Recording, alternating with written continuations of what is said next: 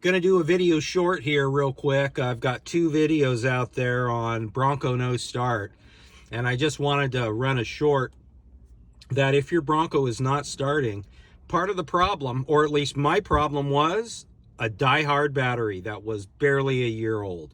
How did I know this? Because I changed it out after going through the whole system and everything passed inspection.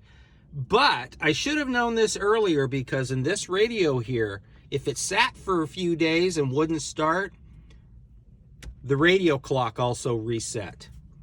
And with the radio clock resetting, it should have tipped me off that there was something funky going on in the battery that was losing its oomph, its charge, whatever. So yeah, Bronco no start. In my case, it was the battery all along. Make sure to check your batteries, folks.